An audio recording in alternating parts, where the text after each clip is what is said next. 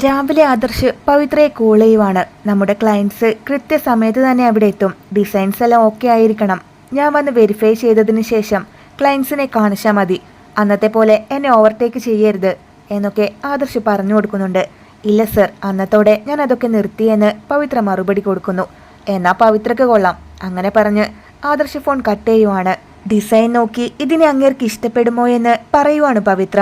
ഇഷ്ടപ്പെട്ടതെല്ലാം ഉണ്ടാക്കിയിട്ടുണ്ട്, കളയല്ലേ, കഴിക്കണേ എന്ന് പറഞ്ഞ് നയന ഫുഡ് നൽകുവാണ്.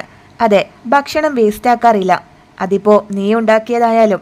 അങ്ങനെ ആദർശ് പറയുമ്പോൾ ഞാനുണ്ടാക്കിയാൽ എന്താ കുഴപ്പം, എൻ്റെ പാചകം നല്ലതാണെന്നാണല്ലോ മുത്തശ്ശനൊക്കെ പറയുന്നേ.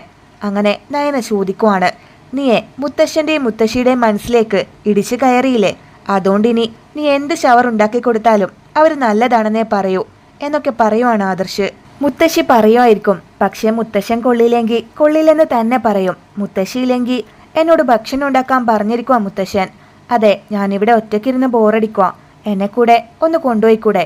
അങ്ങനെ നയന ചോദിക്കുന്നുണ്ട്, നീ അവിടെ വന്നിട്ട് എന്ത് ചെയ്യാനാ, അടുക്കള പണിയല്ല കമ്പനിയിലെ കാര്യങ്ങള്. അങ്ങനെ ആദർശ് മറുപടി കൊടുക്കുന്നുണ്ട്.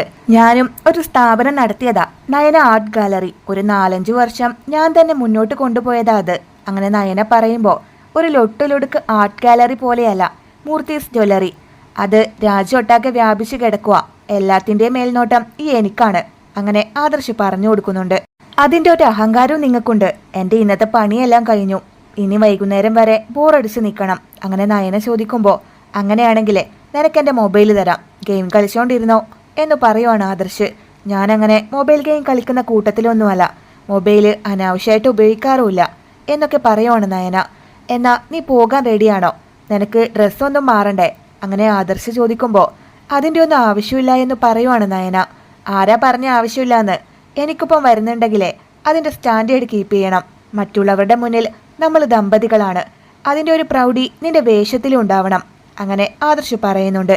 ഇപ്പോൾ ഞാൻ കൂടെ വരണോ എന്ന് നയന ചോദിക്കുന്നുണ്ട്.